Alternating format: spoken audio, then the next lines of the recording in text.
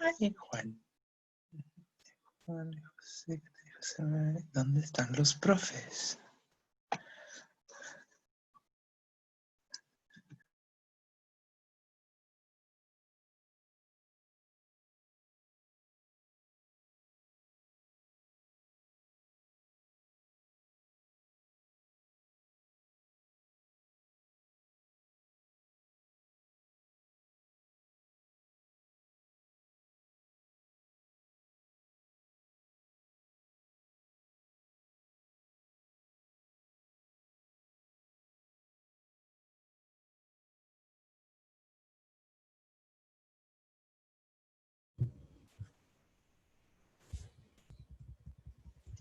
Hola, profe, ¿cómo estás?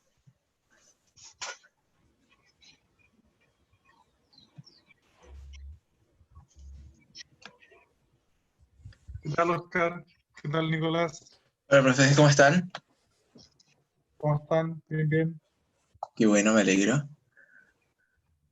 Segundo, estamos esperando que ingrese gente, aunque ha ingresado harta, porque es muy buena. Hola, ahí ¿Cómo estás, estoy. Oscar? Hola Jorge, ¿cómo estáis? Bien, bien. Te reenvió un correo recién. Ah, ya, estaba en mi en mi tiempo de padre, así que ahí no vi correo. Ahora ya me vuelvo a ¿Cómo está, Andrés? ocupar el espacio. Véalos. Profesor. Al-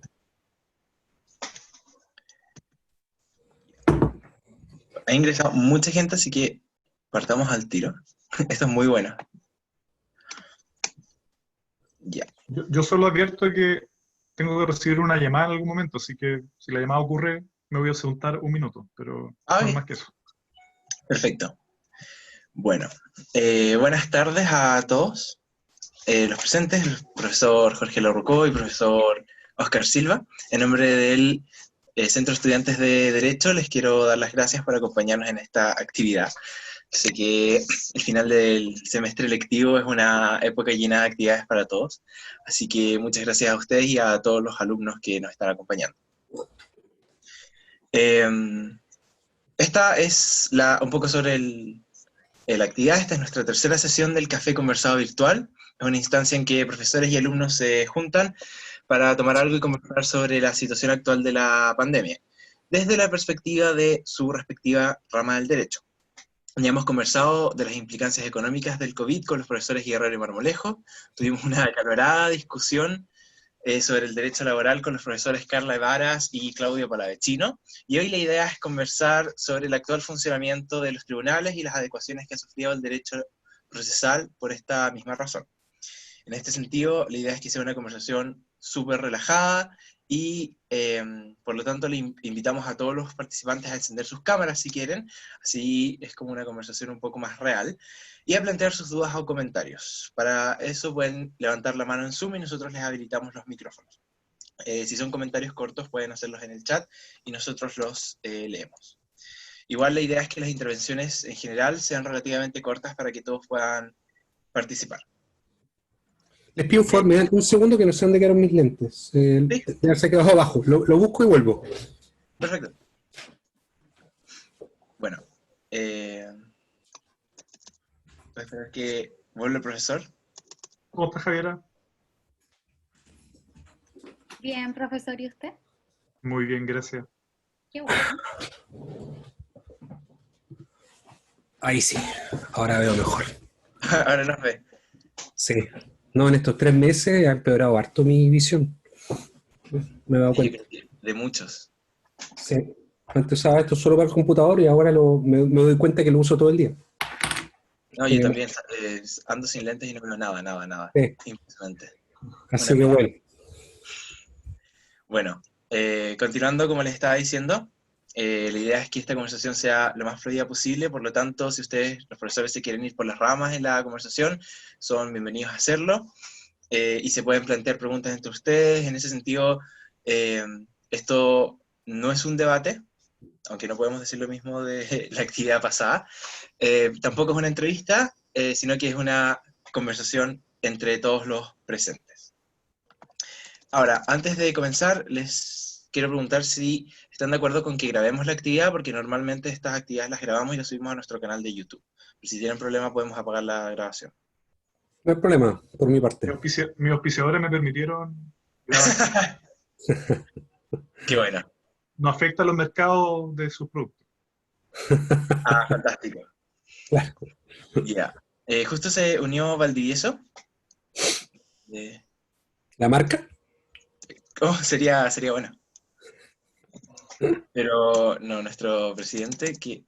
Ah, por si quiere decir algo.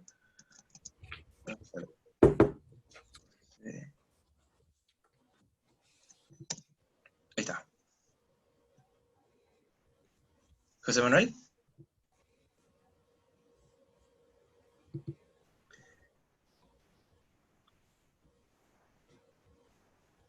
Bueno, creo que lo... Bueno, no importa, creo que se desconectó. Filo. No importa, sigamos. Antes de comenzar, vamos a presentar a los profesores, aunque todo el mundo los conoce, pero es como ritual presentar brevemente a los profesores, así que estamos con el profesor Oscar Silva, es, bueno, abogado, licenciado en Ciencias Jurídicas y Sociales por la Universidad Católica de Valparaíso y doctor de la misma casa de estudio. Y el profesor Jorge Larrocó es licenciado en Ciencias Jurídicas y Sociales de la Universidad de Concepción y doctor en Derecho por la Universidad de Chile. Bueno, no sé si los profesores quieren decir algo antes de que partamos con la primera pregunta, que siempre la hacemos nosotros, y después la conversación la hacen entre ustedes y preguntas del público. no, yo Yo solo quiero... quiero agradecer la invitación y la oportunidad de compartir con Oscar en este espacio. Lo mismo de parte mía.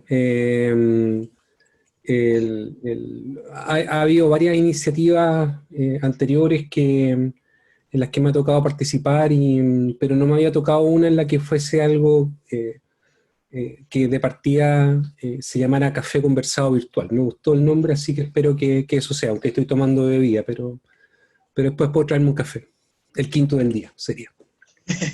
Sí, bueno, la idea, como les comentaba un poco en los mails, es justamente restaurar un poco oportunidades que se han perdido por la virtualidad.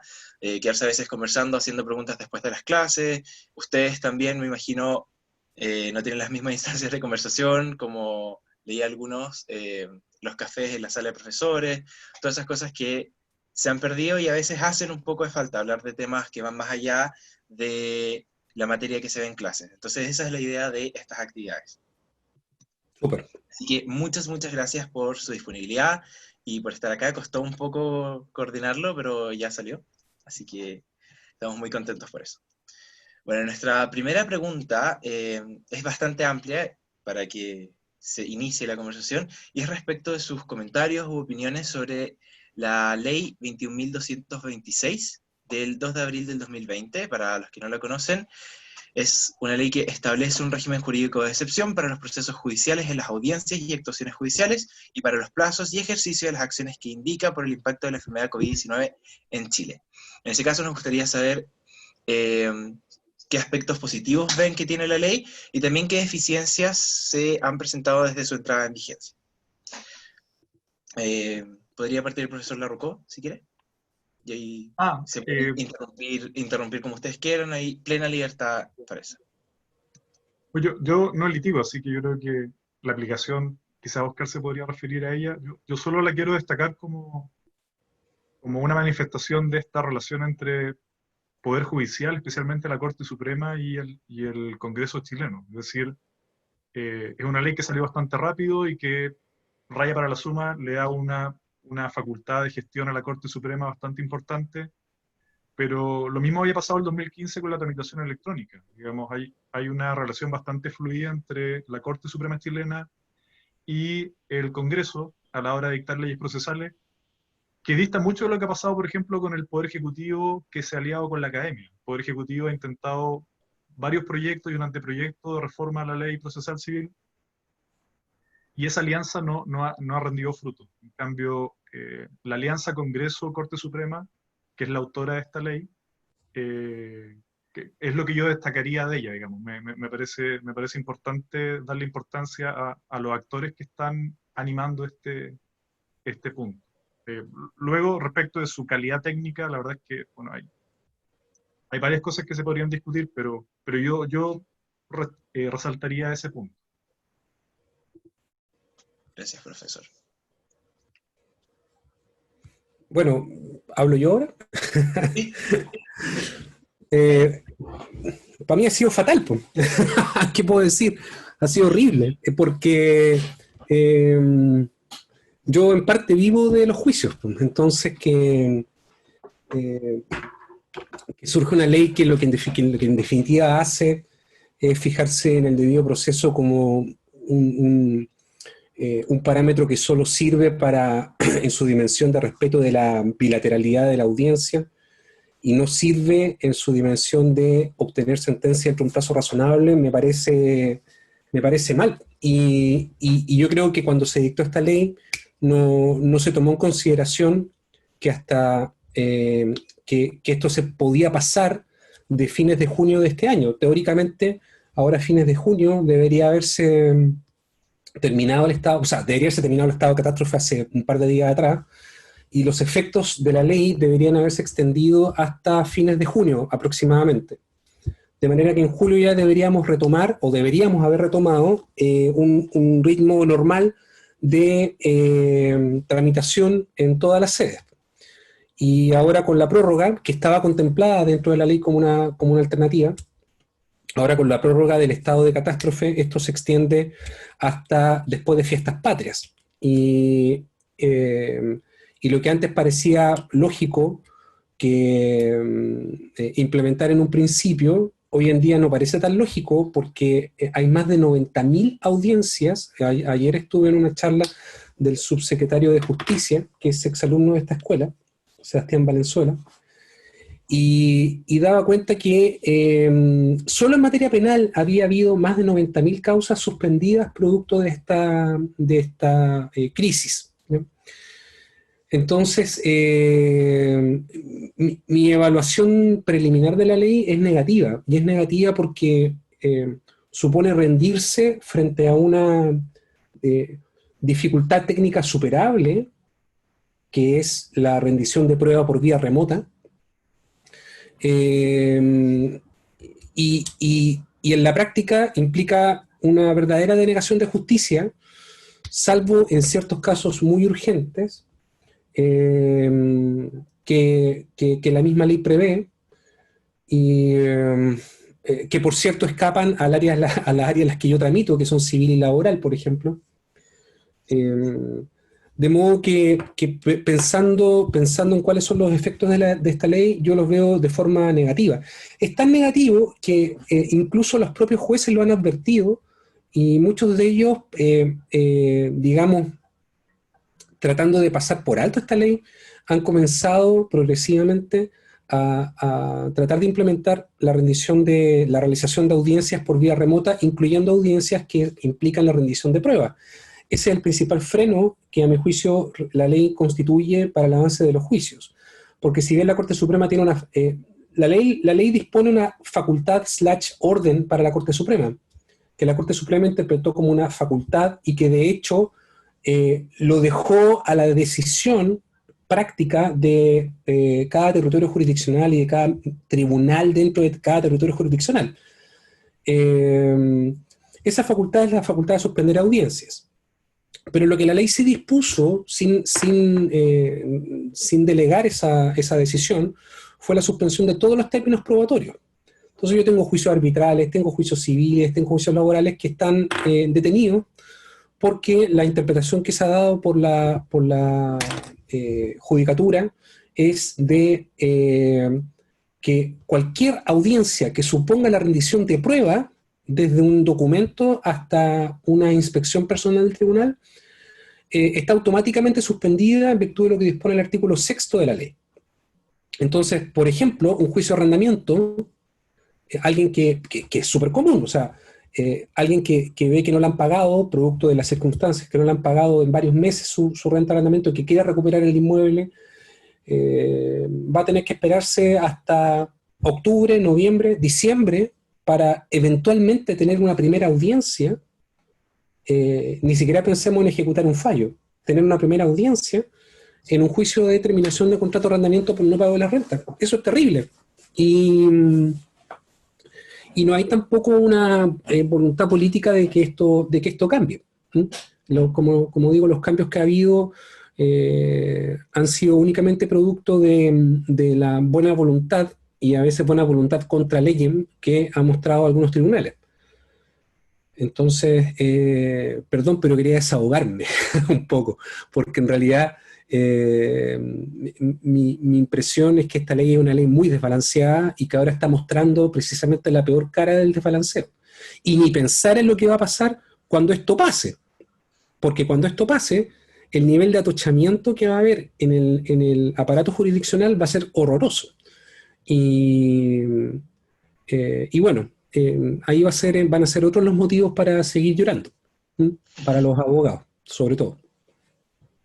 Eso, lo primero que quería decir. Gracias, profe. En ese sentido, ¿cree usted que, o ambos, que se va a tener que dictar quizás otra ley justamente para lidiar con el atochamiento que va a producir esta situación? Cuando ya hayan juicios presenciales, audiencias presenciales. A ver, Jorge, ¿qué pensáis tú? O sea, comparto el diagnóstico de Oscar y me temo que en Chile muchas cosas se instalan como provisorias y pasan a ser permanentes.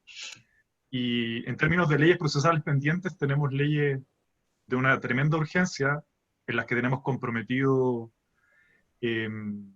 a nivel internacional como Estado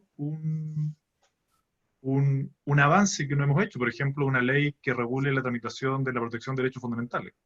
Todo lo importante que está pasando con protecciones por protesta social, por AFP, por pandemia, está pasando por una tutela cautelar que no tiene procedimiento legal.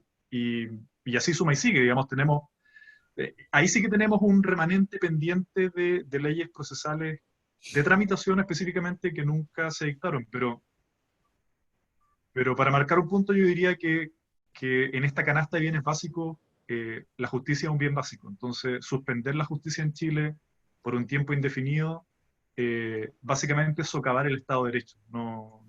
Yo no veo, más allá yo empatizo con la necesidad de cada litigante en particular. Por ejemplo, este es el momento para dejar de pagar la renta ahora ya, digamos. Si usted se quería cambiar a final de año, deje de pagar la renta ahora porque no le va a pasar nada.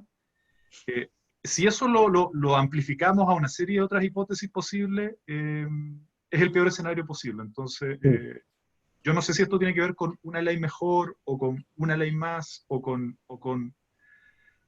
esa dimensión específica, pero la justicia, tomando los resguardos del caso, digamos, porque ya ha muerto un magistrado, ya ha muerto trabajadores del escalafón de empleados, pero tomando los resguardos del caso, la justicia en Chile no se puede detener. Claro. Sí, pues es verdad lo que dice Jorge, y además pensando un poco en cuál es nuestra área de interés académico, que es el proceso civil, aunque me gusta laboral también, pero bueno, también laboral entra en el mismo saco. La verdad es que el proceso civil es un área que realmente al Estado no le interesa propiciar. Ayer justamente cuando el Colegio de Abogados realizó esta charla con el subsecretario de Justicia, miren, habló 40 minutos. De esos 40 minutos, media hora lo dedicó a lo penal, que desde luego es crítico. Y además él se dedicaba al derecho penal profesionalmente, por lo tanto pienso que también tiene una inclinación natural a esa área. Pero en lo civil, ¿en qué se está pensando? Y está mencionado por él, en avanzar en cosas como, por ejemplo, la subasta online. La subasta online, o sea, dentro de lo poco que se puede mover un juicio civil, lo primero que está en la preocupación del Estado es que los pobres bancos no se queden sin sus subastas. Así que, aunque en realidad es un arma bifronte porque una subasta electrónica también garantizaría mejores precios para el deudor. Pero en el fondo lo que nos muestra es que la preocupación viene por solucionar cuestiones contingentes que tienen relación con los grandes usuarios del sistema, que son las instituciones financieras, pero no hay ninguna iniciativa que diga relación con lo que hablábamos antes. Implementar, aunque haya costos en el medio, en el camino, implementar algún mecanismo que permita hacer que los juicios avancen, que las pruebas se rindan. Se ha dado en materia penal. En materia civil no veo por qué no se puede dar. Hay un montón de riesgos asociados. El testigo puede estar viendo en la pantalla lo que tiene que declarar, o alguien les puede estar soplando por un sonoprompter, o alguien al otro lado de la pantalla decirle sí o no, o di que no sabes, bueno, en fin. Pero todos esos riesgos en un momento van a tener que ser asumidos, porque de otra forma no, como dice Jorge, lo que se va a traducir esto es la denegación del Estado de Derecho. Y yo siento que nuevamente dentro de esta situación tan urgente, la justicia civil queda en el último lugar. Incluso más, yo tengo una persona muy amiga que está vinculada al Poder Judicial y me comentaba que en una primera propuesta de medidas que la Asociación de Magistrados lanzó a la discusión entre los miembros de la asociación, no venía ninguna medida en materia civil, ninguna. Todo era laboral, o sea, era penal, familia y algo de laboral, pero nada civil. Y obviamente ahí los jueces civiles saltaron y se incluyó algo en la segunda versión mejorada.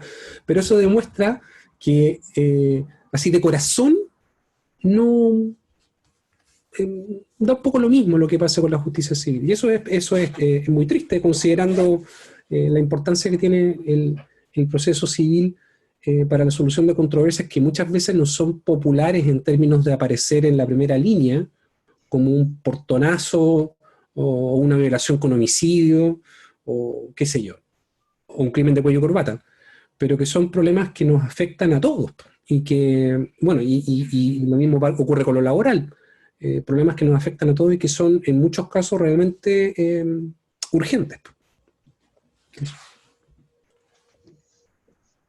Gracias, profe. No sé si alguien quizás del público tiene alguna pregunta como para no seguir preguntando yo, pero aparentemente no. Bueno, nos gustaría saber quizás si tienen algún comentario o algún consejo para los estudiantes que están haciendo la práctica en este minuto, porque lógicamente se está perdiendo con la virtualidad, de la misma forma que se están perdiendo muchas oportunidades y Y Nico, formatos. Nico, te puedo interrumpir un poco, que antes de pasar de tema hay una mano levantada, Ay, que probablemente es por el tema anterior. De verdad que no me aparece ninguna mano levantada. Sí, acá tengo a Ignacio. Dale tú, porque, a ver, Ignacio. Ahí está. ¿Aló, profesor? Sí, dale, Ignacio. Sí, buenas. Mi pregunta iba al profesor Oscar. A mí me consta que él, en el área laboral, tiene que defender al empleador muchas veces.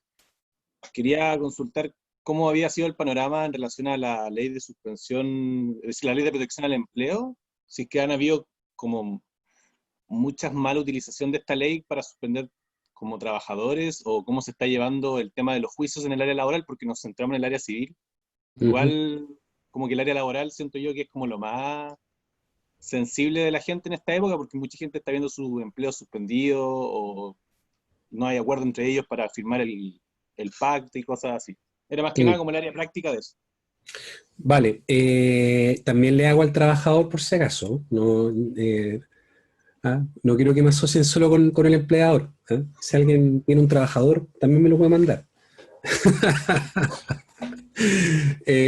Bueno, pero efectivamente me toca estar más del lado del empleador y bueno, escapa un poco el área, se conecta un poco con el área que estamos hablando, pero a ver, en lo que dice en relación con los juicios laborales, lo único que se está haciendo en materia laboral es realizar audiencias preparatorias, donde no hay prueba rendida, por un lado, y cuando se trata de audiencias de juicio, lo que se está haciendo, tanto en Santiago como en Valparaíso, es citar audiencias, en general, ¿no? Es citar audiencias audiencias de juicio, pero que anticipadamente se realizan con el solo objeto de llamar a un acuerdo, ¿ya? De modo que si no hay acuerdo y llega el momento de rendir prueba, la audiencia no se realiza. Cumple un objetivo casi de una audiencia extraordinaria de conciliación. Y por lo tanto, es un problema serio, sin duda que sí, porque pensando en la situación del trabajador sobre todo, que de aquí a septiembre o a octubre, por lo menos, no tenga una real alternativa de llevar adelante un juicio en contra de su empleador que por lo demás en estos meses puede perder toda posibilidad de responder a una sentencia condenatoria. Es un drama gravísimo.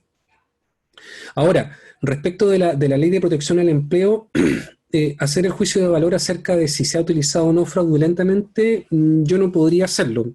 Yo creo que se tiene que analizar a nivel estadístico para llegar a una conclusión de ese tipo. Mi experiencia, por lo menos, con este tema, es que en muchos casos la Ley de Protección al Empleo en su versión original generó muchos problemas prácticos que impidieron su uso. Y fíjense que uno de los principales problemas prácticos que hubo al principio estuvo vinculado con la situación en la que quedaba el trabajador cuyo contrato era suspendido, si es que el empleador deseaba aportarle un complemento al ingreso que recibía por concepto del seguro de cesantía y el fondo solidario, ¿ya? ¿Por qué? Porque imagínense un trabajador que ganaba, qué sé yo, 1 millón de pesos.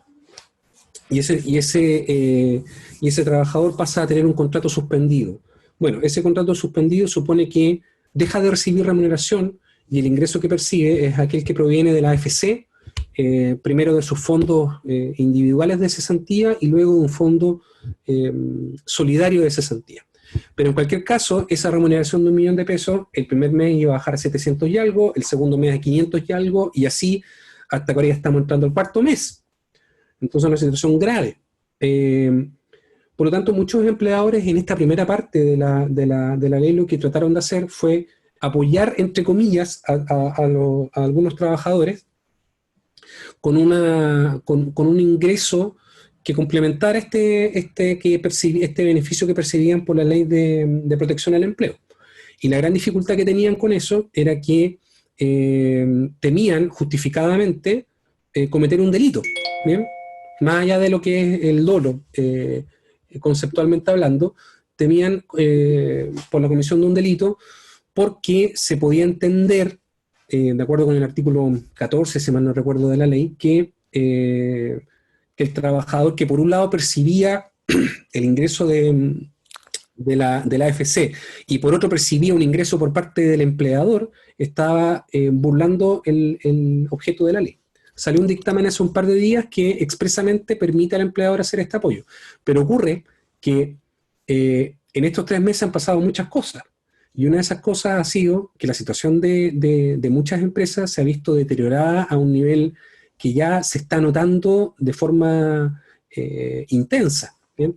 Yo tengo un cliente en particular que lo quiero usar de ejemplo porque ese cliente en un principio comenzó tomando medidas muy, muy suaves y en muchos casos lo que quería era a lo más, digamos, optar a una reducción de la jornada de trabajo que era muy difícil hacer de acuerdo con los requisitos que imponía la ley, que eran requisitos absolutamente difíciles de lograr, cualquiera de ellos, y que bueno, estaban en la parada de hacer que esto se notara lo menos posible. Ya ahora que estamos entrando, como les digo, al 4.º mes de esta grave crisis, ya el cuestionamiento no es ese. El cuestionamiento es cómo despedir gente, porque ya no se llega a un umbral en el que no es posible mantener el mismo ritmo de egresos que la empresa tenía hasta hace 2 meses atrás.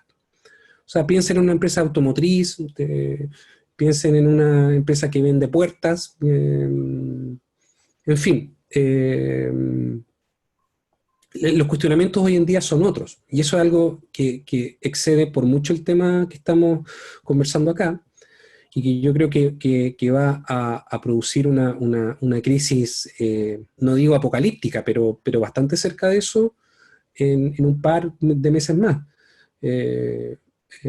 Ojalá no pase, pero yo lo veo muy, muy viable. Perdón que me haya extendido, pero como me preguntaron de esas dos cosas. Está bien, profe. No sé si el profesor Larrocó quizás quiere como comentar algo. Si no, pasamos a la siguiente pregunta. O sea, yo quería recordar la pregunta que usted hizo sobre los que están haciendo la práctica Verdad. profesional. Bueno, esa la podemos dejar más para el final si quieren, como cierre. Vale. ¿Les parece? Como para atender las preguntas como del público primero. Bien. Constanza Pacheco. Tiene la mano levantada. ¿Se escucha? Sí, hola Constanza. Hola a todos y todas.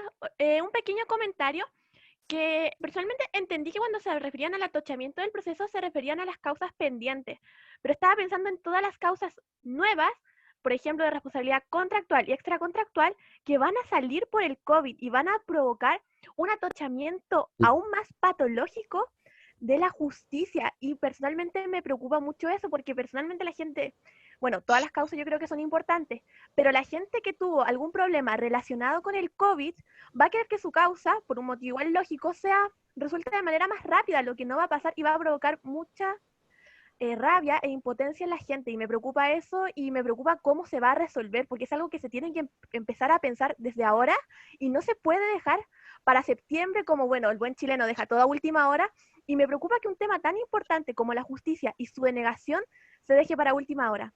Eso, muchas gracias.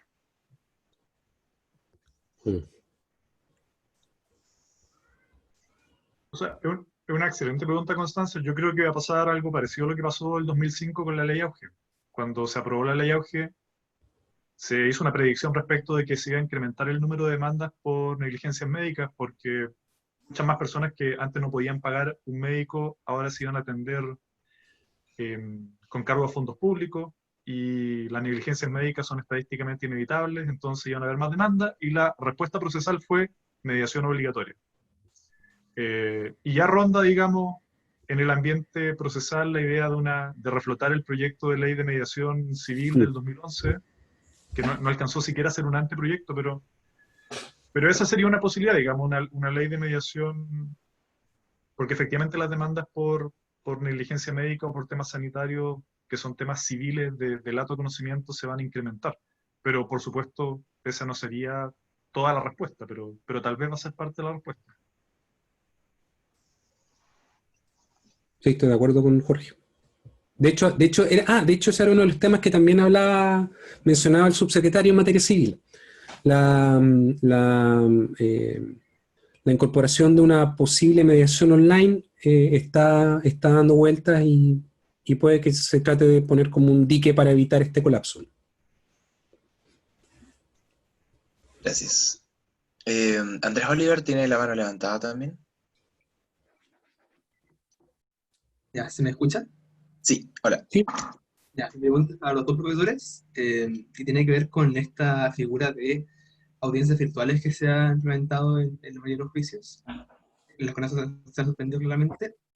Mi pregunta va directamente: ¿cuál es su opinión respecto de la eventual permanencia de las audiencias online, particularmente en aquellos casos en los que no se rinde prueba? Pienso, por ejemplo, en vistas de las causas en recursos de apelación, en recursos de casación, porque probablemente va a saber el profesor Silva, sobre todo, que va a la corte y su causa no se ve ese día, a veces tiene que viajar a Santiago, etc.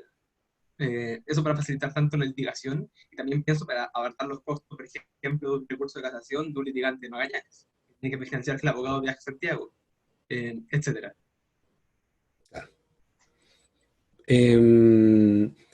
Sí, yo siempre me acuerdo de un amigo de Coyhaique que viajó 17 semanas consecutivas, los días jueves, a Santiago a alegar una casación en la Suprema, y no se veía. Y su cliente le pagaba todo. Entonces gozaba porque estuvo 3 meses, 4 meses, todos los jueves viajando a Santiago y se volvía los domingos. Entonces, imagínense, de Coyhaique a Santiago el tipo quedaba enfermo. O sea, igual es bonito Coyhaique, porque me refiero al contraste, ¿no? No vaya a salir alguien ahora de Coyhaique diciendo que, dicen que el profesor Silva dice que Coyhaique es como Calama, y no. O sea, y Calama tampoco es feo. No, tampoco es feo. En fin, Tangamandapio, pensemos. Entonces, bueno, otra de las charlas a las que me ha tocado asistir, de las miles que ha habido en estos meses, fue con el presidente de la Corte de Apelaciones de Valparaíso, al que se le hizo la misma pregunta y él se manifestó positivamente. Es el presidente de la Corte de Apelaciones de Valparaíso, pero es un ministro muy, muy respetado, que fue además relator en la Corte Suprema, y es una persona muy ponderada. Dentro de todo lo malo que ha pasado, una de las cosas buenas que ha habido es la implementación de los alegatos virtuales. Estoy pensando justamente en la vista de la causa. Y a mí me ha tocado alegar en Talca, alegar en Santiago, así como me ven, digamos. Tengo acá la chaqueta que opté por dejarla acá detrás de la silla para la emergencia, digamos. Y ha sido súper cómodo. No da la sensación de una mayor distancia, al contrario, incluso hasta a mí personalmente me ha pasado que me he sentido más escuchado virtualmente que muchas veces estando en presencia de la sala, sobre todo cuando se trata de salas grandes, como ocurre en Valparaíso, como ocurre en algunas salas de Santiago, en las que la distancia es importante. Entonces, más allá de que uno usa un sistema de amplificación, es fácil distraerse en un espacio tan grande. Entonces él se mostraba proclive, y yo creo que eso es algo que se debería mantener. Incluso antes de la pandemia, con algunas restricciones, en la Corte Suprema hubo casos de alegatos remotos, y bueno, dado que eso es simplemente contratar una licencia de Zoom o de Webex o de cualquier otra plataforma similar, yo creo que es algo que ha sido muy, muy bien valorado y se va a quedar. Eso yo creo que va a ser así. Y lo celebro. Y si no quedara, sería una estupidez del porte de un buque, porque no tiene ningún aspecto negativo que yo al menos pueda señalar. Porque tampoco es que nuestro sistema sea un sistema en el que el alegato pase de un discurso oral. No hay un lenguaje corporal que uno despliegue caminando por una sala, como podría ser en algunos casos del derecho anglosajón. Entonces, el sistema actual permite reemplazar perfectamente la asistencia a una sala. Luego, lo único que queda, que también ha sido una cuestión a mi juicio criticable, lo único que queda por resolver es la unificación de un sistema que permita saber cómo funciona el alegato virtual en cada corte, ¿ya? Porque eso es algo que se resuelve caso a caso, ¿ya? En algunas situaciones con mejores, con mejor, digamos, tino que en otras. O sea, a mí me ha pasado que yo me he conectado a Zoom y estoy esperando que el anfitrión me acepte, y 3 horas después, ¡pum!, aparecen los ministros. Y yo estoy no sé, comiéndome un chacarero, no sé, cualquier cosa. Entonces, en otros casos, dice, se anuncia la causa tanto, y uno ya sabe lo que va a venir. Después se anuncia la causa tanto, después, atención los abogados de la causa tanto, y ahí uno se puede, digamos, preparar. Lo que sí va a quedar por mejorar, creo yo, es lo relativo a la publicidad, y esto no solamente en materia de corte, sino que en materia de tribunales de primera instancia también. O sea, las audiencias penales, las audiencias laborales, las audiencias de familia, y las audiencias ante las cortes son audiencias públicas. Y hoy día la publicidad, en esa dimensión al menos, no se puede llevar a cabo, porque no es que a alguien le digan, oiga, entre con esta clave y vea el alegato. No va a poder pasar. Y eso es algo que se tiene que, de algún modo, implementar. Pero en la emergencia ha funcionado súper bien.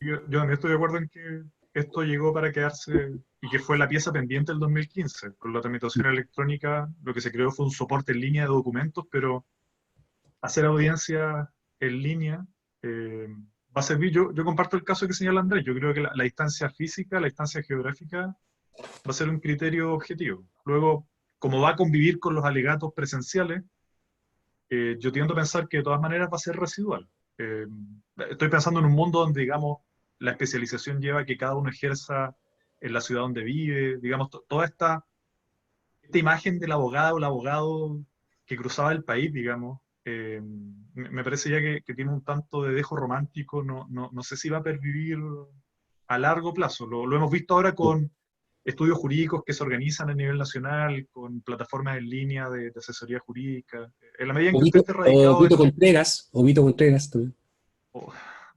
en distintos modelos de negocio, yo no ensalzaría ese último, digamos.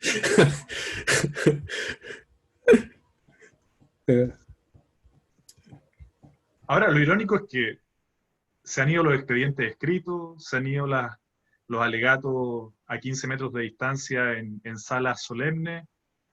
¿Y cuándo se va a ir la corbata? ¿Por qué no somos capaces de superar cosas que son más bien obstáculos nimios, pero me parece que desprendámonos de todo lo prescindible, digamos, partiendo por... Lo decía Sí. a propósito de la observación de Oscar de poner cuidado en lo que está a la vista en la pantalla, digamos. Yo tendería a pensar que los ministros van a escuchar los alegatos igual que lo hacen en la sala, con los ojos cerrados. Pues en algunos casos va a ser así, sí. Bueno, quizás ahora con la tramitación virtual, antes que la corbata, se van a ir como los pantalones o como de toda la cintura para abajo.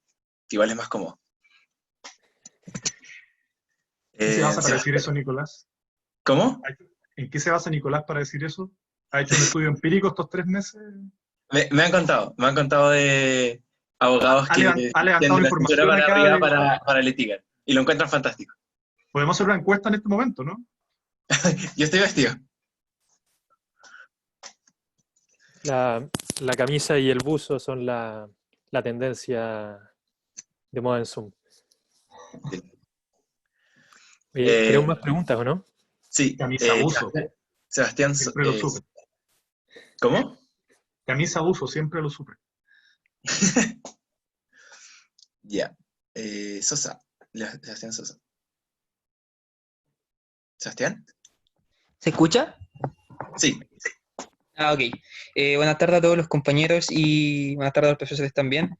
Yo tenía una duda respecto a los arrendatarios que estaban quedando cesantes, porque en la mañana estaba leyendo un caso donde los arrendatarios querían hacer término anticipado para no deber nada y entregar la casa, pero la dueña quería esperar a que se incumplan para ir por incumplimiento contractual y demandarlos por el total de todas las multas. Entonces, como que tenía una duda que, o sea, primero su opinión respecto como a esta situación y segundo, qué está pasando en el contexto como actual en este sentido. Entonces, no sé, cuál es la pregunta para los dos, el que quiera responder, no sé, eso. ¿Desahucio?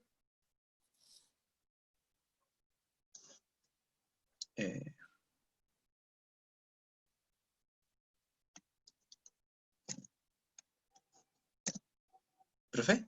¿Qué dijo? Que si la respuesta no era el desahucio de parte del... que el arrendatario desahucie el contrato.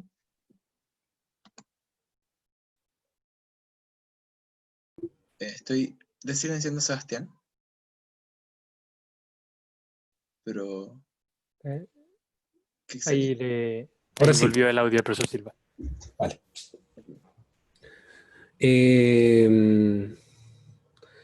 Perdón,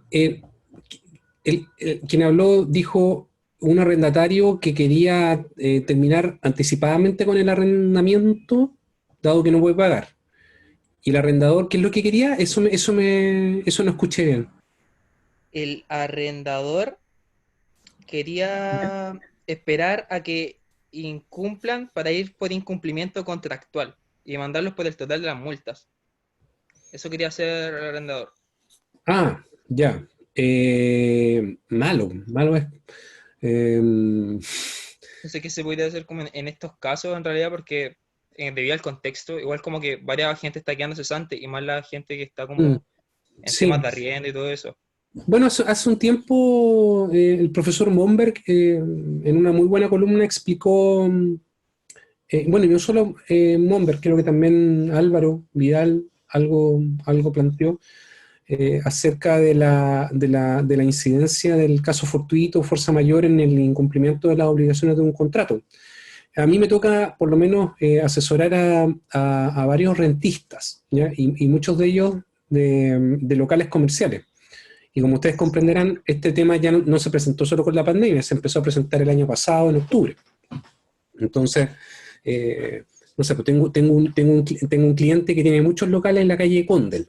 Entonces, desde octubre en adelante empezó con problemas con varios de los arrendatarios que no demoraron los pagos y a partir de marzo ya directamente no pagaron.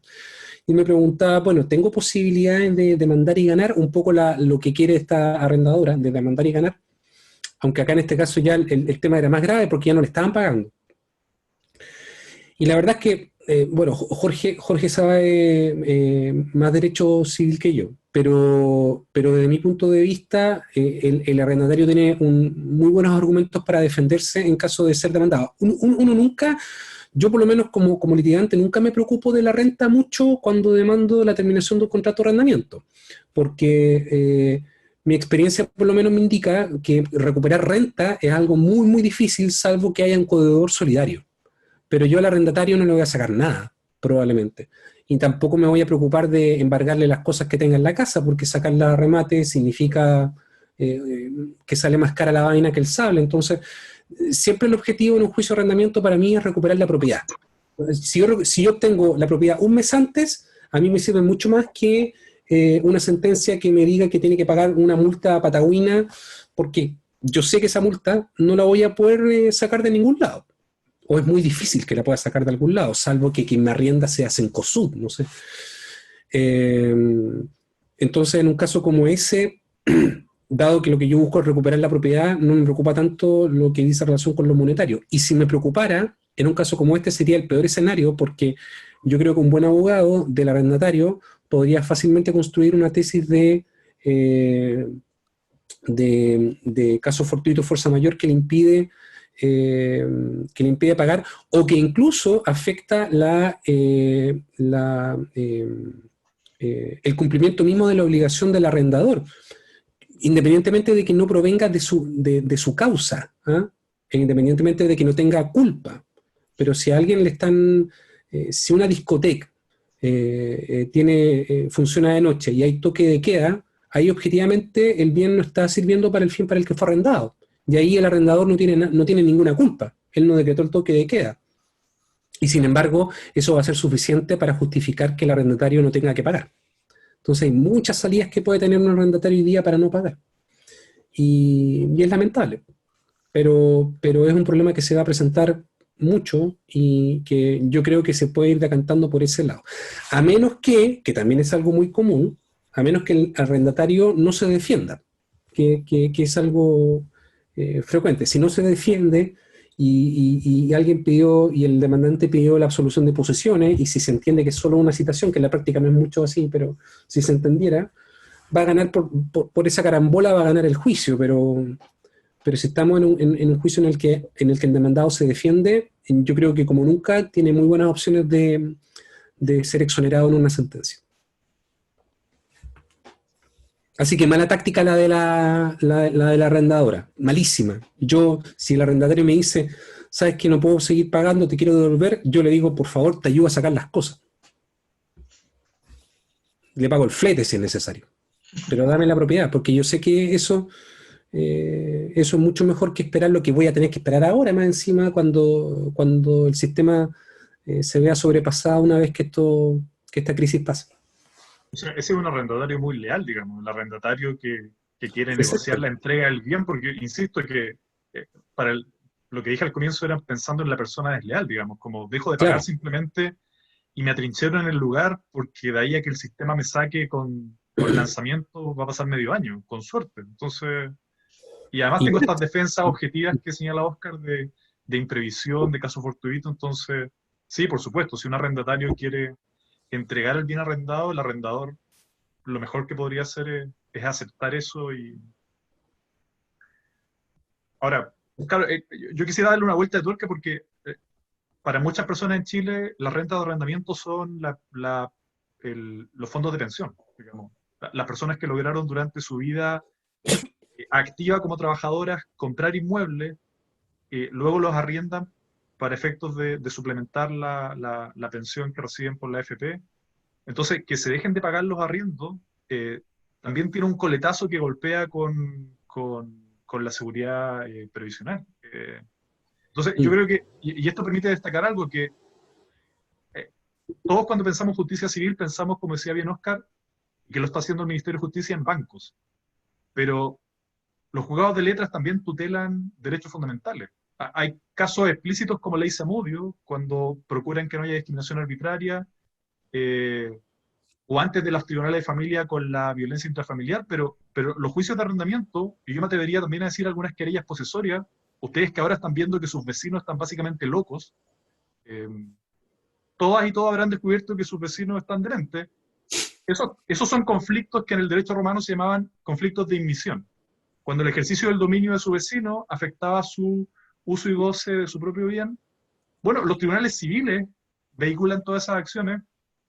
Entonces, los juicios posesorios, los juicios de arrendamiento, tienen mucho de tutela de derechos fundamentales. No son solo procedimientos de cognición para resolver conflictos, que uno podría decir, eso se podría suspender por un rato, digamos, pero sí, los juicios de arrendamiento son de los juicios que debieran tramitarse.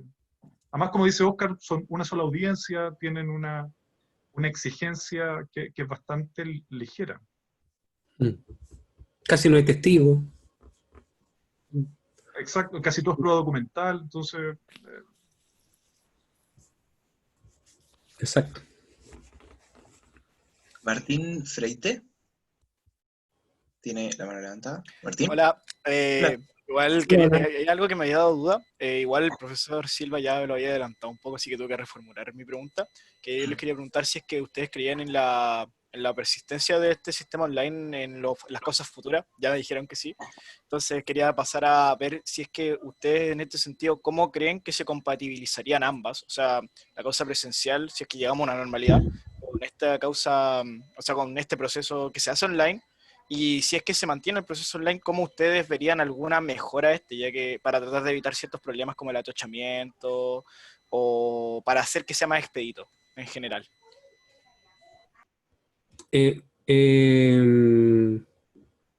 A ver, respecto de la compatibilidad entre un sistema remoto y un sistema presencial, cuando recién comenzó, doy el ejemplo de Valparaíso, cuando recién comenzó a extenderse este asunto de la pandemia y todavía no había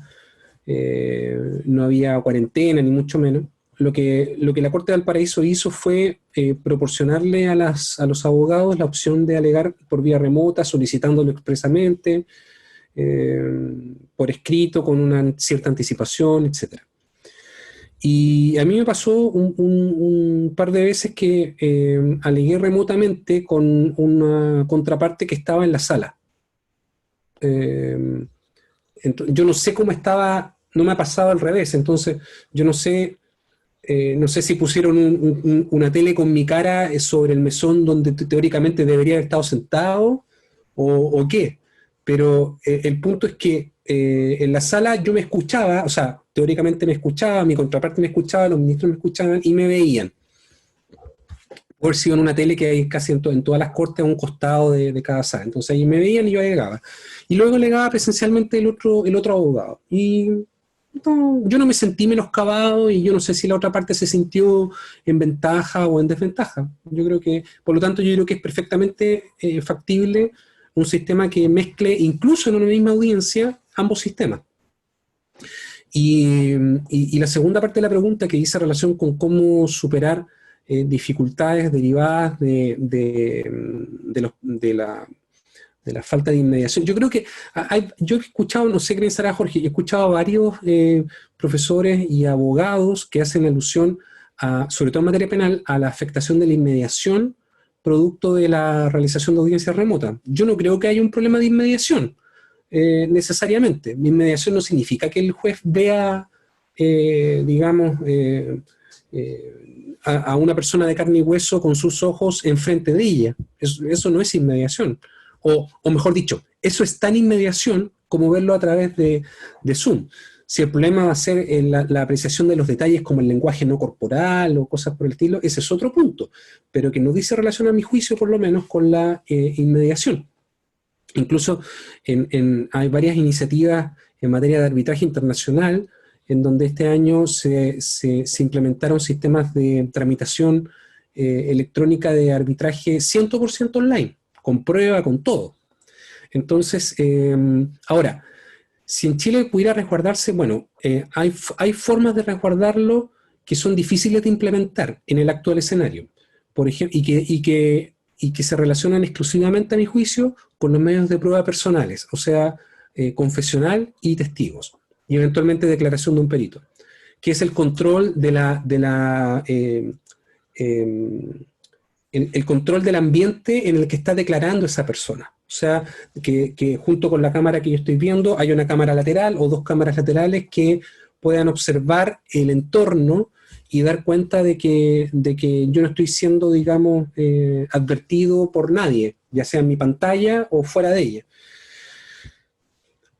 Yo sigo pensando que la preocupación que existe sobre este tema es una preocupación un poco exagerada, porque el testigo, un buen testigo, o sea, no un buen testigo en el sentido, un buen memorista, le pasan un libreto y se lo aprende de memoria y va y lo expone como si fuese la cuestión más genuina del mundo.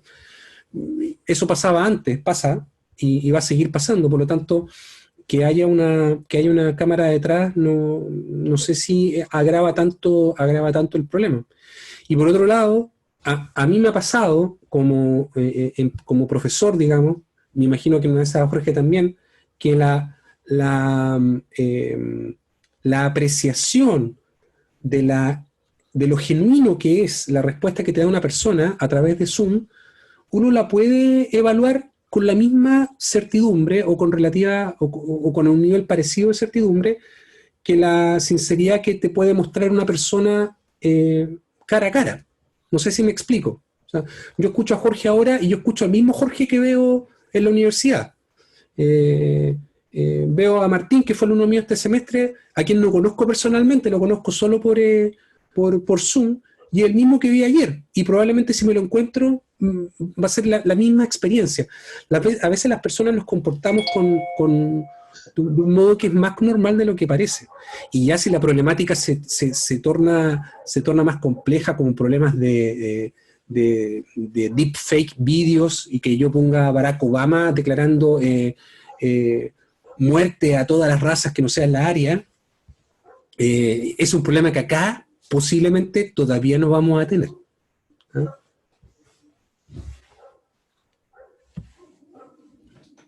Yo creo que Martín hace la pregunta más difícil de todas, porque antes de esta pandemia estaban todos los sistemas procesales en lo mismo, digamos, cómo hacer cuadrar el círculo entre recursos escasos y necesidades cada vez más crecientes. Y yo simplemente sugeriría tener la cabeza en alto, porque hay países que ya han avanzado en estas áreas. Entonces, por ejemplo, lo de las subastas en línea lo estamos tomando de los brasileños del 2015. Claro. Por lo tanto, lo primero yo diría, no intentemos ser originales cuando no podemos serlo. O sea, porque hay países que ya han dado paso en la combinación entre litigación analógica y litigación con tecnologías de la información y las comunicaciones. Este debate que recordó Oscar, a mí me parece que discutir sobre la inmediación, lo único que denota es que yo solo me alegro que las personas que defienden la tesis negativa son mayores que nosotros, digamos, porque que no haya nadie joven que esté diciendo que se afecta la inmediación cuando uno usa una herramienta remota.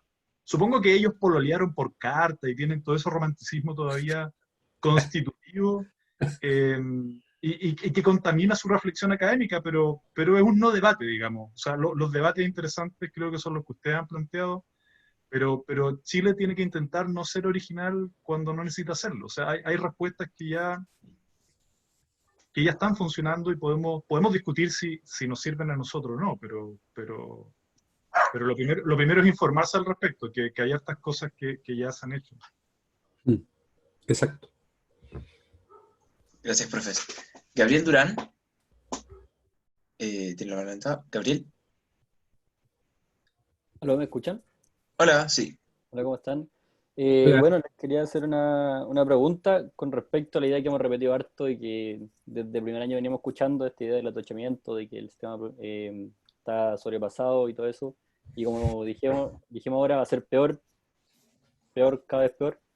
Entonces quería saber qué piensan ustedes como una posible solución a esto, cómo podemos enfrentar este problema, y si creen que, por ejemplo, entre comillas, forzando más una etapa de conciliación o introduciendo más etapas de mediación es una buena forma de escapar de este atochamiento, y si es que conocen algo de alguna experiencia comparada a otros países que no tengan este problema, que no sé si es que será posible. Eso. Sobre yo pensé que estaba hablando con el líder de ISIS, pero después caché que era Gabriel. ¿Qué es el líder de ISIS? Bueno, también. No son hipótesis incompatibles, no sé, al menos que lo quiera negar. Sí, bueno. No, está bien. Le respondo a Abraham Lincoln. A ver, respecto de forzar, como tú mencionas, forzar instancias de mediación o de resolución alternativa de conflictos, depende del área, puede resultar o no. O sea, yo siempre pienso en lo que ocurre en materia laboral. En materia laboral, la efectividad de la mediación, o sea, de la conciliación que se lleva a cabo ante la inspección del trabajo, es superior al 40%, si mal no recuerdo, según la última estadística. Y luego, el nivel de acuerdos, el porcentaje de acuerdos que se alcanza en sede judicial, alcanza casi el 50%. Por lo tanto, estamos hablando que solo un 25%, para redondear, de los asuntos de los problemas laborales termina en una sentencia definitiva, y quizás menos.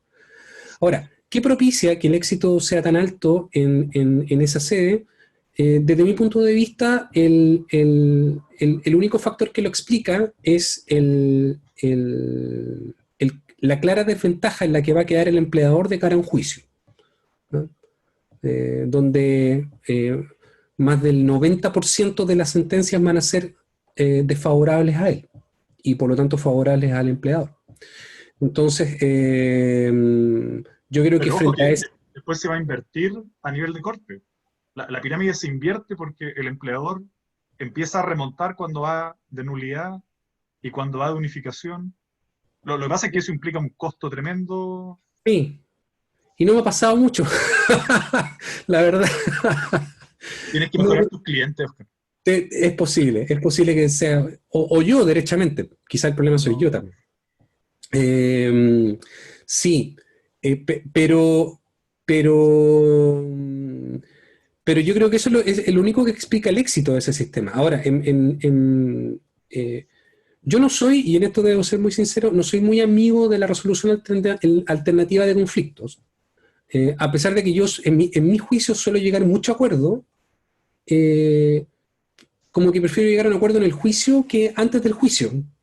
No sé por qué, quizás soy peleador, no sé, o me gusta procesal, y para mí el verdadero derecho procesal es y no es el de las ADR ni cuestiones parecidas. Entonces, como que... no, sí, vamos a la pelea. Y de ahí nos ponemos en la buena, pero ponerse en la buena sin pelear es como... Como el tiro a la pelea, o la negra Esther. Claro, o el sábado a la noche, voy a ver la UFC, y pongo la UFC, y entran, oye, abracémonos, dice McGregor, ¿por qué no nos abrazamos? Sí, abracémonos, y se abrazan. No, por último abrácense, pero cuando ya estén con uno con el ojo afuera y el otro con el lóbulo parietal, digamos, expuesto, ahí abrácense. Entonces, para mí la solución, si es que hay alguna, va un poco en la generación de más jueces. Cuando hubo sobrecarga de trabajo en Valparaíso, después de que se implementó la reforma procesal laboral, y lo mismo ocurrió en Santiago, lo que hubo que hacer, que es una figura bien discutible desde el punto de vista constitucional a mi juicio, es mandar más jueces destinados nomás. Entonces, en un tribunal donde había 5 jueces, en un momento llegó a haber 7 jueces.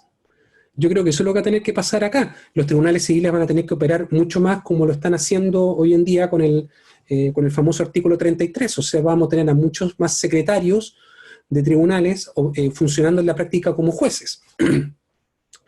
Y ya la solución más cara va a ser crear más tribunales. No creo que vaya a haber un cambio procedimental, porque en realidad el cambio procedimental no va a solucionar el problema, porque por más que a un juez le digan que tiene que resolver un asunto en 15 días, si es que no tiene la capacidad humana y técnica para hacerlo, es una promesa que se va a quedar vacía. Ese es el gran problema de las reformas procesales funcionales, que no piensan primero en la reforma orgánica, que fue lo que pasó con nuestra reforma fallida hasta ahora, reforma procesal civil. ¿Ah? Llegamos con 2 proyectos de ley de sustitución del Código de Procedimiento Civil por un Código Procesal Civil, y en 2014 alguien me dijo, oye, ¿y cómo lo vamos a hacer con los tribunales? Ah, claro, porque cambiar el CPC cuesta 0. Lo que cuesta es cambiar la infraestructura judicial. Y eso es lo único que va a poder responder al sistema. En Santiago hay 30 jueces para una ciudad de 7 millones de personas. En Valparaíso hay 5 jueces. En Viña, que vive más gente, hay 3 jueces. O sea, hay muchas cosas que están desbalanceadas que van a tener que de algún modo ajustarse. Si es que hay alguna solución, porque yo creo que no va a haber solución. Esa es mi impresión. Sí, yo solo quiero decir que, o sea, comparto lo que dice Óscar en términos de que hay técnicas y herramientas procesales para dar la pelea, digamos, para remangarse y tratar de racionalizar el uso de los recursos, pero solo matizaría el lenguaje que usó Gabriel en términos de que yo no creo que el futuro vaya a ser peor. Yo creo que quizá es un excesivo optimismo el que estoy cultivando, pero creo que va a ser más desafiante. Y vinculándolo con la pregunta que quise responder antes de las prácticas profesionales, la corporación es de asistencia jurídica y judicial. Entonces, ojo con lo jurídico. Hay muchos de ustedes, o sea, van a ser abogadas y abogados, pero eso no significa que tengan que ir a litigar a tribunales. Su asesoría jurídica, las habilidades y las destrezas que van a tener para pensar jurídicamente, les van a permitir ejercer en un mundo muy desafiante. Yo no sé por qué nadie todavía ha planteado la pregunta de ¿y qué va a pasar cuando podamos litigar en otros países? Porque eso va a ocurrir durante este siglo, no sé si durante la vida de ustedes, pero obviamente que la litigación nacional es un producto arcaico, va de retirada. Ya plantaron la primera bandera las cortes internacionales. Y las cortes internacionales ahora, con el derecho internacional, están permeando los sistemas de soberanía con una territorialidad del siglo XIX, y en algún momento a nivel regional, y esto va a pasar en Europa por antes que en otros países, la litigación va a ser transferible. Entonces, claro, la pregunta para alguien va a ser, bueno, la misma pregunta a nivel doméstico. Si Santiago está saturado, ¿qué es lo que hago? Me voy a trabajar a Talca, o me voy a trabajar a Aysén, que a diferencia de Calama, digamos, no tiene casos de COVID, y me parece que es un lugar altamente atractivo para litigar, pero va a pasar lo mismo después. ¿Qué pasa si Chile tiene una litigación tan sofisticada, donde ustedes van a estar insertos, pero sus hijos van a estar pensando que quizás conviene más ir a litigar a Bolivia? O, no sé, Colombia, que tiene la misma ley sustantiva. Yo creo que momentos como estos, en realidad, invitan a pensar en escenarios que antes no nos permitíamos pensar. Por ejemplo, estábamos amaestrados para pensar un sistema de justicia nacional. Y por lo tanto empezaba en Arica y terminaba en Punta Arenas, pero creo que hay que pensar, o sea, dado que no se puede pensar más allá del lunes, y que si me preguntan a mí qué le diría a los practicantes, lo único que le dirían es lo mismo que ustedes, que resistan, pero si sobrepasan ese umbral, que me parece más que suficiente, permítanse después hacer preguntas que antes estaban vetadas, y estaban vetadas porque la rutina y la inercia era demasiado agobiante. La litigación se va a deslocalizar, eso ya pasó con el arbitraje está deslocalizado, y en ese sentido los tribunales van a seguir un camino parecido, pero claro, va a haber que repensar ideas que son muy, muy de sentido común, como la soberanía, el territorio jurisdiccional. Piensen ustedes qué sentido tiene el territorio jurisdiccional con tramitación electrónica. O sea, que la competencia del juzgado de Valparaíso llegue hasta Curacaví, y de Curacaví para allá sea de Santiago, cuando la persona que está litigando tiene su tribunal acá y está en las Islas Vírgenes, asesorándola en Chile. Eso último, bórrelo, por favor. Editamos el video antes de subirlo. Demasiado tarde. Nunca es tarde para editar un video. Le incorporamos música. Claro. Muchas gracias, profesor. Cristian Royce tiene levantada la mano. Cristian. ¿Aló, se escucha? Sí, perfecto. Bueno, primero que todo, hola a todos los presentes, hola a los profesores. La verdad que un gusto volver a verlos a ambos. Igualmente, Cristian. Gracias. Y mi pregunta es bastante abierta y siento que es una pregunta que no puede faltar en esta conversación, que es referente al tema y análisis histórico. Esta pandemia yo creo que trae memoria en especial a este país sobre diversas catástrofes que ha vivido. Entonces en el tema procesal yo creo que repercute de manera bastante fuerte, en el sentido de que quizá contamos con distintas condiciones actualmente, pero en su momento donde no teníamos tramitación electrónica, saber cómo golpearon las distintas catástrofes a la ciudadanía, a los particulares, en especial la justicia civil, me parece bastante interesante. Quizá el tema del arrendamiento es muy civil sustantivo, pero desde que tenemos justicia, ya en 1903, incluso antes entiendo con la ley de enjuiciamiento, o sea, necesitábamos tribunales para poder acudir a la reclamación de ese tipo de contratos. Y por nombrar algunos casos, tenemos desde un terremoto en 1960 hasta lo que pasó en 2010 ya con otras condiciones, y tenemos crisis económica, no sé, pensaba en los años 30 hasta lo que fue la crisis asiática 2008, y me gustaría saber qué podrían decir ustedes, no, tanto un tema histórico más general, y también cómo se ha vivido a través de las reformas que se hicieron en los 2000, tanto con los juzgados, la creación de los juzgados de familia, los juzgados laborales, y además con la implementación de un sistema oral.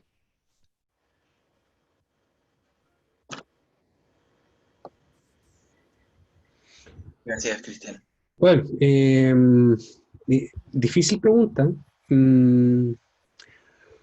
Yo pienso que voy a responder de forma igual de abierta que tú, que tu pregunta. Yo creo que históricamente siempre ha sido difícil que el Estado esté a la altura de lo que demanda la situación, y eso en materia de justicia no es la excepción. Cuando hubo una gran crisis económica a principios de los años 80, la respuesta, y que provocó a su turno una grave crisis una grave crisis laboral, la respuesta del Estado fue eliminar la justicia laboral.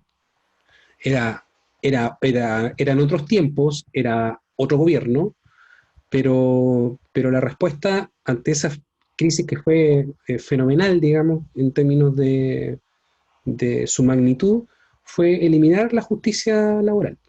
Y solo fue restablecida parcialmente 4 años después, el año 86.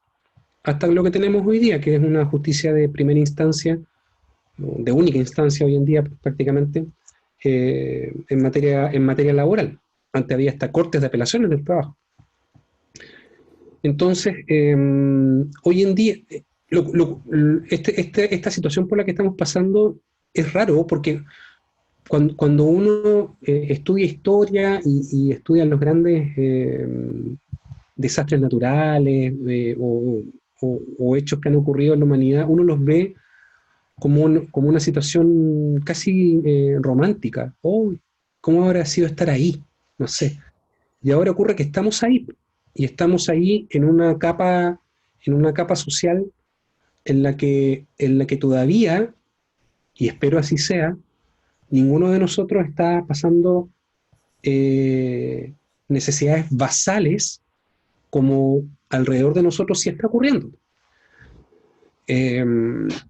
Entonces yo pienso que acá, como siempre suele pasar, lo urgente va a desplazar a lo importante, y yo no tengo muchas expectativas de que, más allá de las cosas que hemos conversado hasta ahora, vayamos a salir fortalecidos judicialmente de esto. Yo pienso que vamos a salir debilitados, y vamos a salir debilitados porque si antes, en situación de normalidad, entre comillas, no había prioridad para reformas relevantes de la justicia, hoy en día, con un montón de urgencias que van a ir saliendo en el camino, posiblemente conservar el aparato de justicia va a ser en sí mismo un desafío. Hasta hace algunos meses incluso se pensó en reducir sustancialmente las remuneraciones de los jueces. Puede que ahora, con los efectos económicos de la pandemia, ese debate, por este motivo, vuelva a ocurrir. Entonces, pensar en incrementar el sistema de justicia para responder a las demandas que luego de la pandemia se vayan presentando, yo creo que no va a pasar. Yo creo que no va a pasar. Entonces, no, esa sería mi reflexión sobre el particular. Yo comparto el espíritu de Óscar en términos de que no creo que pasen muchas cosas.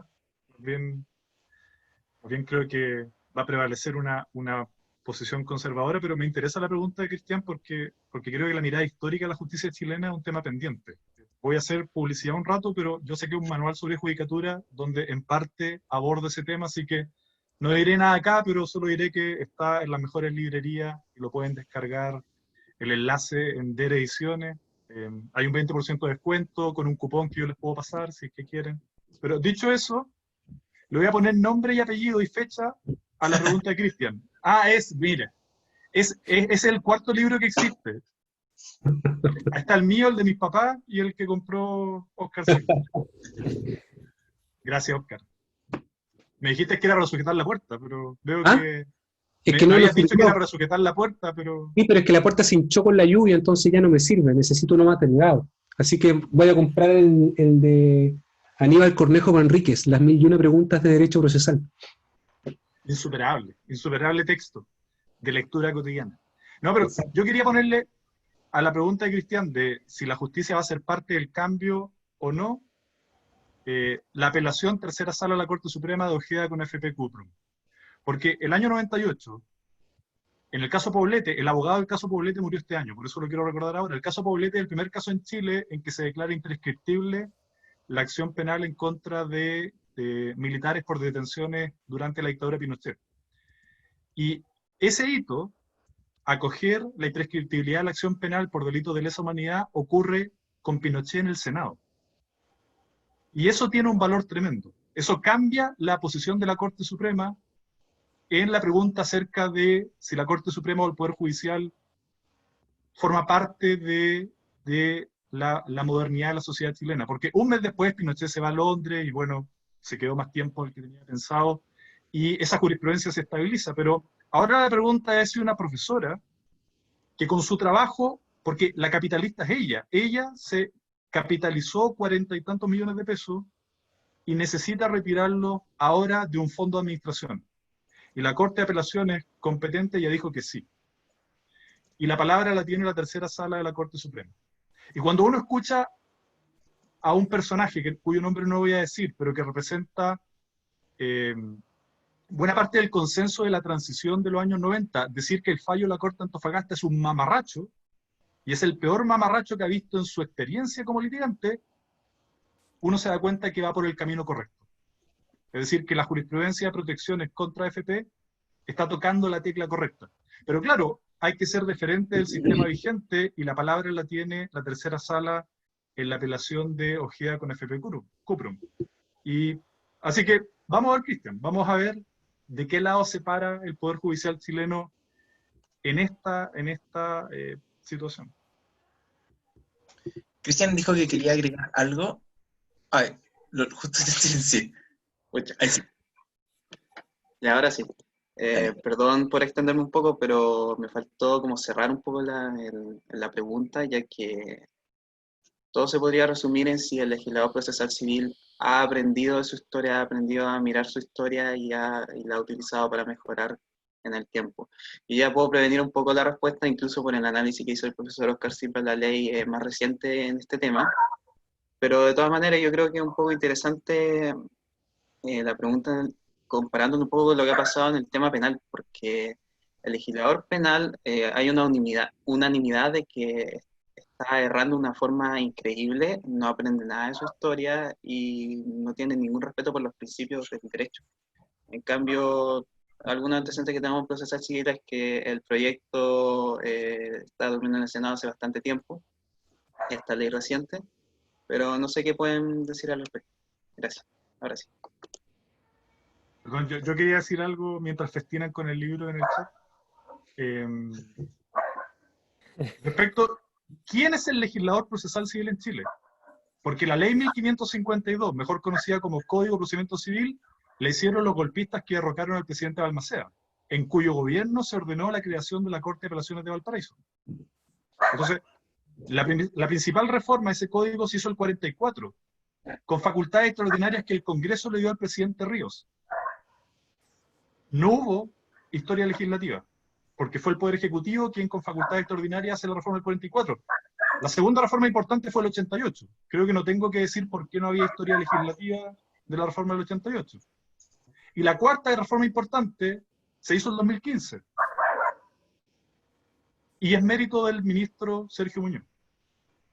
La ley 20.886, tramitación electrónica, él tomando nota de acuerdos en cumbres iberoamericanas del Poder Judicial chileno, que estaban de acuerdo en Iberoamérica en introducir tecnología al servicio judicial, promueve desde la Dirección de Estudios de la Corte Suprema con 5 senadores, con nombre y apellido, eso está en la historia de la ley, que se traduzca en una ley específica. Entonces, claro, cuando Cristian dice si el legislador procesal civil ha aprendido, yo le pregunto de vuelta, ¿y quién es el legislador procesal civil? Porque si es el que yo tengo en mente de la historia chilena, ese no ha aprendido nunca y ese no va a aprender nunca.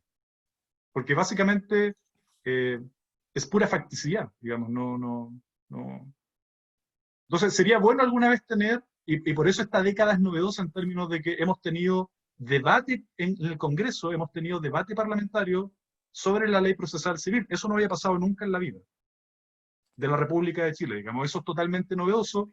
Y claro, en 2014 el presidente del Senado decidió que no se discutiera más este asunto. ¿Alguien recuerda quién era el presidente del Senado en el año 2014? El actual ministro de Justicia, que está llevando adelante una serie de medidas para poder enfrentar el problema de la justicia civil. La pregunta entonces es si el ministro de Justicia, el año 2020, aprendió que cometió un error en el 2014 al no permitir la reforma de la justicia civil. Habría que preguntárselo.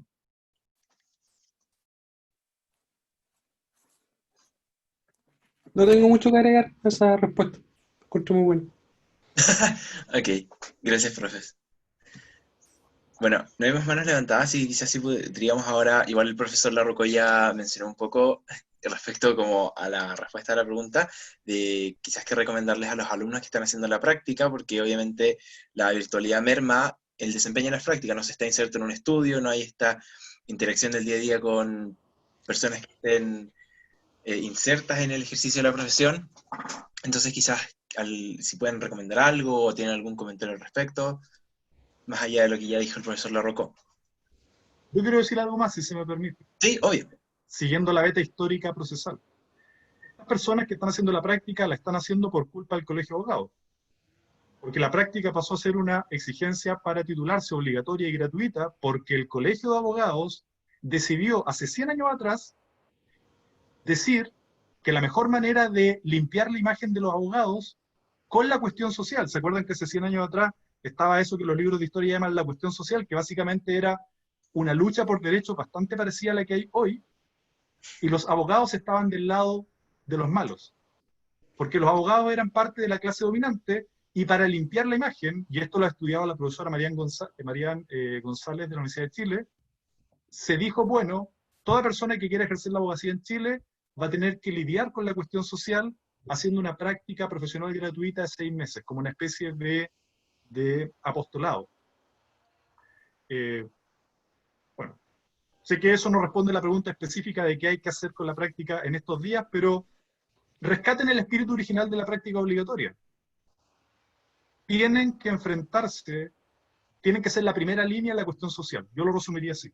El espíritu del Colegio de Abogados del año de la década del 30 fue decir, los abogados jóvenes, quienes quieren ejercer la abogacía, tienen que ser la primera línea de la cuestión social. ¿Cuál fue la respuesta que encontraron sus antepasados? Las asistentes sociales. ¿Se acuerdan que los consultorios crearon una sección de asistentes sociales y las mandaron a ellas? Porque también hay un tema de género. Los practicantes eran abogados hombres y mujeres asistentes sociales pasaron ellas a ser la primera línea. Y ellas tuvieron que tomar contacto con las personas y traducirle a un lenguaje comprensible y filtrar los casos. Bueno, la pregunta yo se la devuelvo a ustedes ahora. ¿Van a hacer ustedes algo parecido? ¿Van a buscar externalizar esta tarea y que otras personas se enfrenten a la cuestión social, o van a hacer ustedes por ustedes mismos?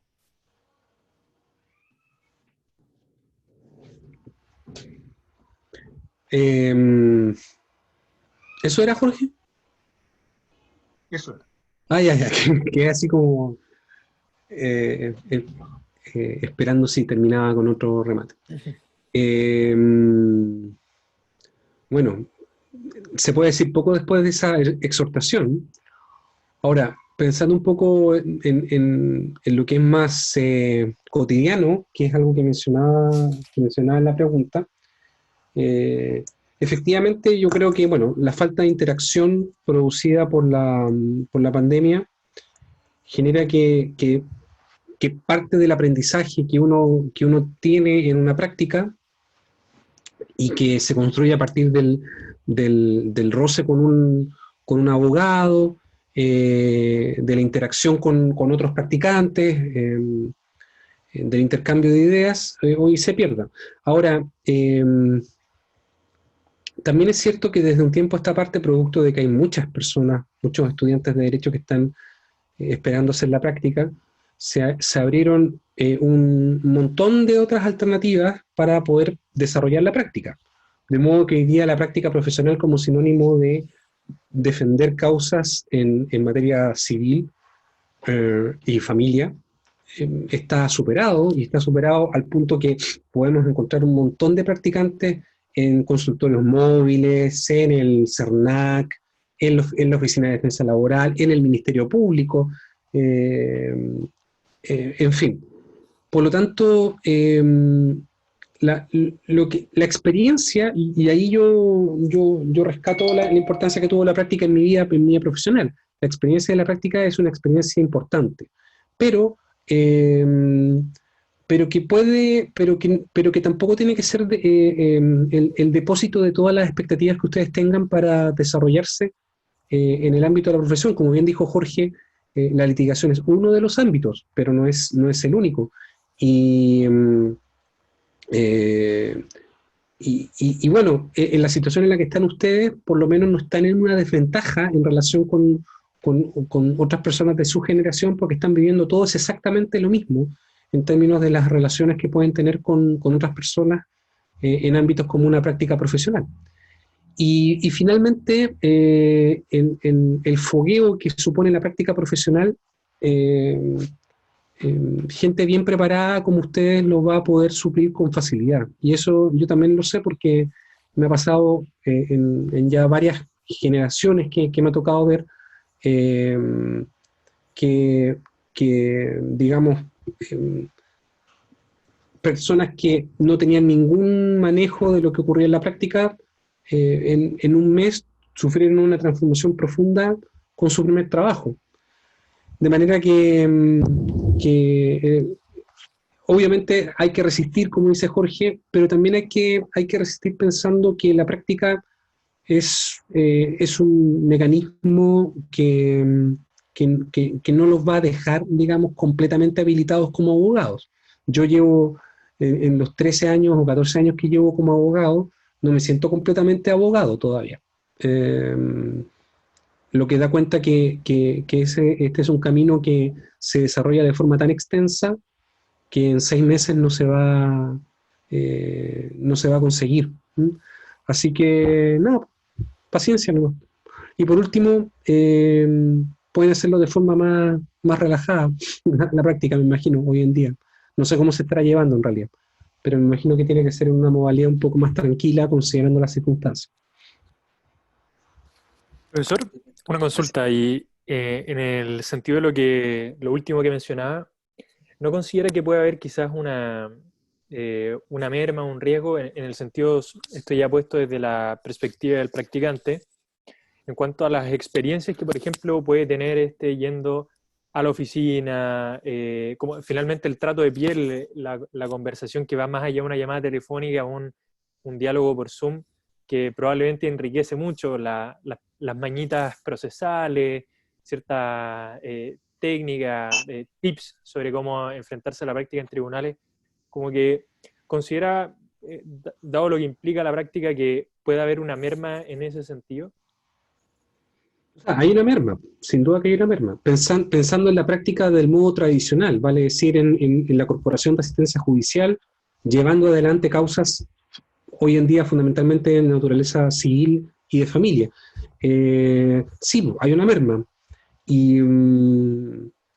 Pero las personas sabemos adaptarnos, y yo creo que nosotros mismos en este semestre y en parte del semestre anterior hemos dado muestras de eso.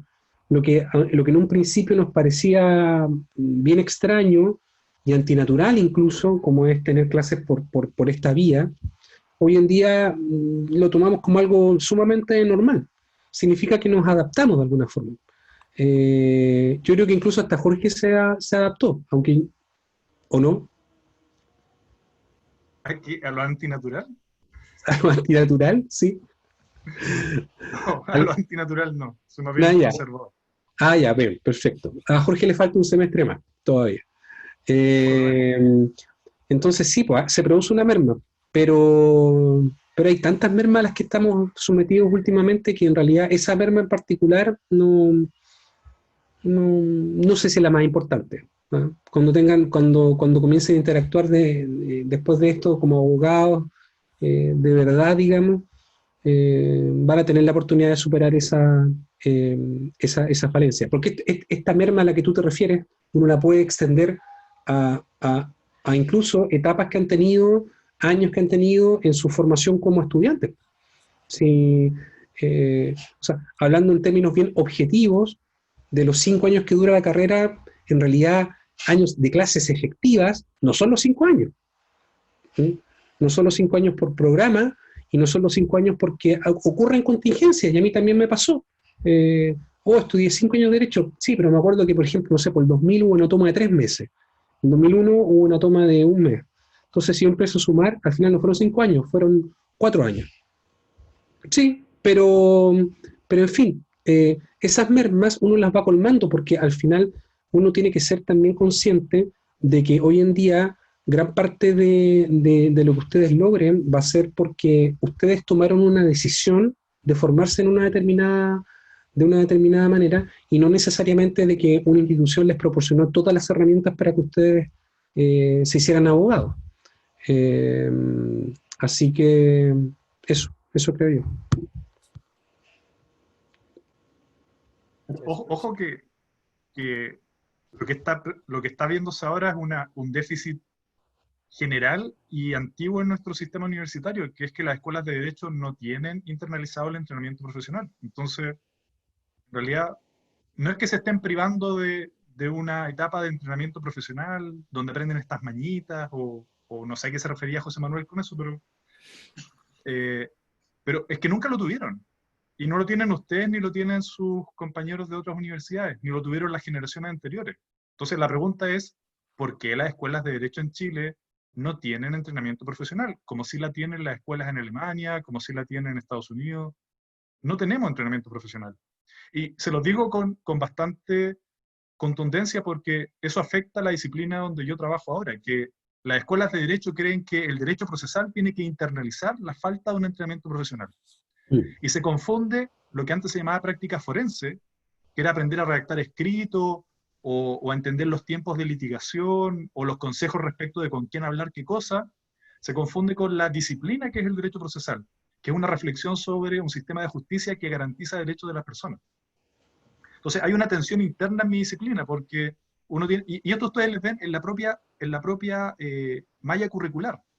2/3 se dedica a la reflexión sobre los sistemas de justicia como garantía de los derechos de las personas, y 1/3 se dedica a paliar una falta de entrenamiento profesional, como redactar escritos judiciales, pero eso no está bien logrado, digamos, no es una crítica específica al sistema 2 cátedras, un taller, es más bien una constatación a nivel nacional de que nunca nadie en Chile tuvo entrenamiento profesional, y eso antes se explicaba porque no era necesario, porque estudiaban derecho los hijos de abogados, pero no sé aquí cuántas personas hay que no son hijos de abogados, y por lo tanto no hay una transmisión natural por vía familiar de cómo aprender a litigar. Por lo tanto, el problema no es de hoy y no es de esta circunstancia específica, es que no hemos tenido ni tenemos entrenamiento profesional. Nunca lo fue la práctica profesional, y en eso todo el mundo está de acuerdo. Nadie aprende mucho haciendo la práctica profesional, porque en realidad se cometen muchos errores. En general, aprende a no equivocarse en cosas tan groseras. Pero como no presentar escritos sin firma, o comparecer a audiencias de arrendamiento sin haber acompañado la prueba. No digo que eso me pasara a mí en mi práctica en Coronel, pero bueno, son las cosas que pasan, son errores judiciales, o sea, errores de litigación. Pero a eso habría que darle una vuelta, digamos, ¿por qué no tenemos un entrenamiento profesional en una carrera que dura 7 años, digamos? Si se lo cuentan a un amigo de otro país, suena absurdo, porque es absurdo. Muchas gracias, profesor. Javiera, Javiers nos pidió la palabra. Javiera. Hola profesores, Hola. ¿cómo están? Bueno, y a todos mis compañeros y compañeras. A propósito de lo que usted decía, profesor Larrucó, quería decir algo, como para repensar el taller de procesal. Hace 2 días tuvimos una reunión de ayudantes en las donde se tocaron varios temas, y salió el tema del taller de procesal, que se prestaba para hacer casi que una segunda cátedra, donde los profesores se ponían muy estrictos y en realidad no había tanta práctica como forense. A lo mejor ustedes, ahora que están en miras de programar el segundo semestre, podrían hacerle llegar estas aprehensiones a los profesores de taller. Estoy aprovechando la instancia, en verdad. Como me dijeron que este era un conversatorio relajado, pero ahora veo una trampa, que yo ahora salgo con una tarea que además no puedo satisfacer, porque ¿qué posibilidades tengo siquiera de generar un cambio con... no, me parece bien que en los talleres hay algo como cátedra, digamos, si son horas universitarias, pero entiendo también la posición de usted y la valoro y le agradezco que me la comunique, porque yo entiendo que uno se siente defraudado cuando no le dicen desde un comienzo que la carrera que va a cursar no incluye entrenamiento profesional para litigio, porque no lo incluye. Nunca lo incluyó y no existe ninguna escuela en Chile, y yo no quiero negar con esto que se está tratando de suplir funcionalmente con clínicas jurídicas, con talleres, con seminarios de litigación oral, pero son simplemente eso, digamos, son instancias para intentar suplir una carencia que sigue siendo genérica. Entonces, por supuesto, se puede repensar el taller doméstico al CERNAC. Sí. Pero si no es publicidad engañosa, yo lo que quiero decir es que nunca nadie les dijo, ni a ustedes, ni a nosotros, ni a nadie, que esto incluía entrenamiento profesional para el litigio. No está en ninguna parte, no está en los perfiles de egreso. Sí, me pero claro, conocí. por supuesto que se puede repensar el taller. Le vamos a decir al profesor Raúl Núñez que lo lidere. Veamos cómo nos va. Profesor Silva dijo algo que no se alcanzó a escuchar. No, era una estupidez, no importa. Por eso queremos escucharlo.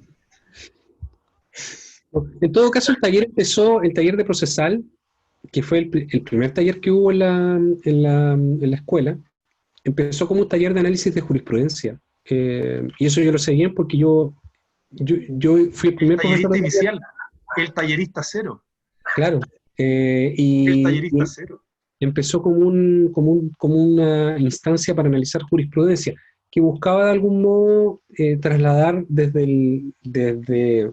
eh, desde la abstracción propia de las cátedras de Álvaro Pérez a la tierra las materias que íbamos viendo, que se iban viendo en la cátedra.